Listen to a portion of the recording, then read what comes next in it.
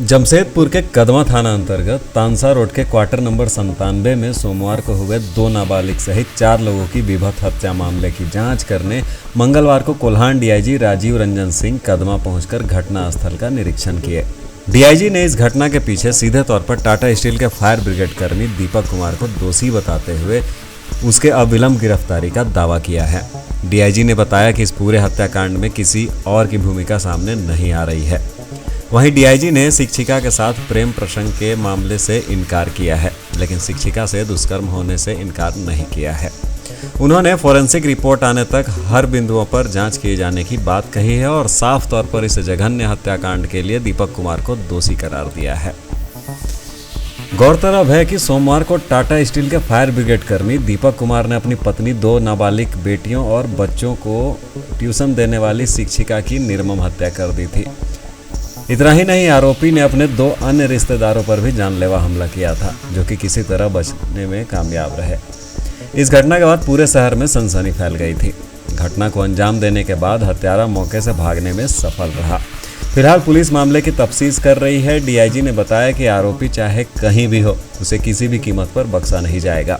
उन्होंने जल्द से जल्द आरोपी को गिरफ्तार किए जाने की बात कही। वहीं पुलिस को घटनास्थल से शराब की बोतल और हत्या में प्रयुक्त हथौड़ा मिला है। तो आइए देखते हैं डीआईजी राजीव रंजन सिंह इस मामले पर क्या कहते हैं।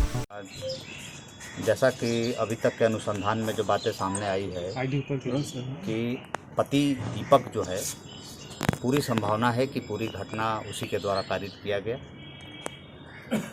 सबसे पहले अपनी पत्नी, अपनी 2 बेटियां, उसके बाद ट्यूशन पढ़ाने वाली टीचर, उसके बाद अपना करीबी आदमी रोशन, अंकित, इन सबों की पहले तो 4 आदमी की हत्या किया। रात्रि में अपने वाइफ और अपने दोनों बेटियों की हत्या किया। उसके बाद दिन में जब टीचर आई तो उसकी हत्या किया। इसके बाद अपने नज़दीकी आदमी को बुला करके उसको हत्या करने की कोशिश की। तो अभी तक जो पुलिस के सामने आई है, चूँकि वो फरार भी है, तो उसका सब्सिक्वेंट कंडक्ट और प्रीवियस कंडक्ट जो अभी तक छानबीन में पुलिस को जो आया है सामने, उसके अनुसार मेन हत्यारा वही है। अब हत्या का क्या रीज़न है, ये उसके पकड़ाने के बाद बिल्कुल स्पष्ट होगा कि हत्या किस कारण से इतना बड़ा स्टेप उसके द्वारा उठाया गया कि अपने पूरे परिवार को मारा गया, उसके बाद टीचर को भी मारा गया, फिर जो मित्र थे उसको भी मारने की कोशिश की गई। तो गिरफ्तारी के बाद ही पूरी मामला का खुलासा होगा। पुलिस सभी एंगल पर जांच कर रही है। एफएसएल की टीम आ गई है, वो मामले की गहराई से जांच कर रही है। पुलिस टेक्निकल अनुसंधान बारीकी से इसमें कर रही है ताकि कोई भी एंगल छूटे नहीं। सर, अभी तक जो साक्ष्य सामने आए हैं उससे लग रहा है कि पूरी घटना वो अकेले अंजाम दिया है, क्योंकि रात्रि में वो शराब पिया है। इसीलिए हम लोगों ने उस भी एंगल पर भी देखा कि पीने वाले 2 थे कि 1 थे, तो वो भी देखने से लग रहा है कि एक ही व्यक्ति अकेले शराब पिया है।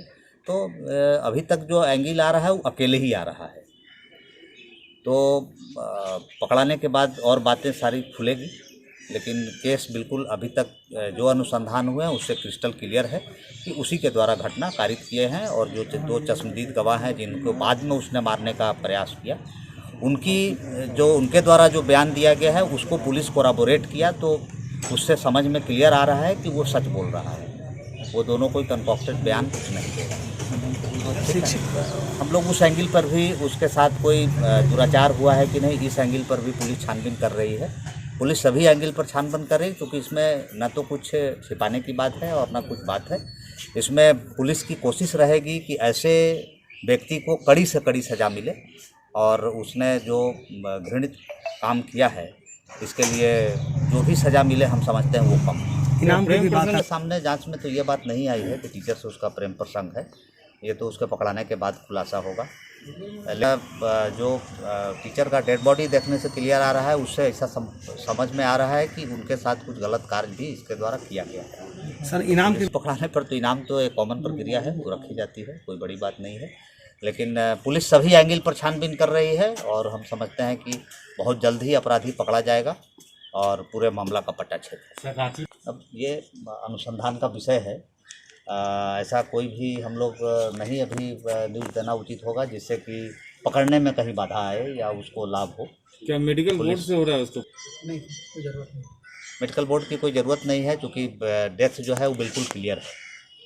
हैमर से मार करके किया गया है, वो हैमर भी बरामद हुआ है और एफएसएल की टीम भी आई है, वो भी जांच करके ऑलमोस्ट वही नतीजा पे पहुंच रही है। इसीलिए सब कुछ क्लियर है, कोई कहीं शक नहीं है। हम लोग मेडिकल बोर्ड या मजिस्ट्रेट को तब लेते हैं जबकि कोई टीचर का मामला जो तो डॉक्टर से उस एंगल पर भी पूछताछ किया जाएगा, मतलब लिख करके दिया जाएगा कि इनके साथ कोई दुराचार का घटना घटी है कि नहीं, पहले रेप की घटना घटी है कि नहीं, रेप हुई है कि रेप हत्या के पहले हुई है, ये दोनों बिंदुओं पर जांच की जाएगी। ठीक है।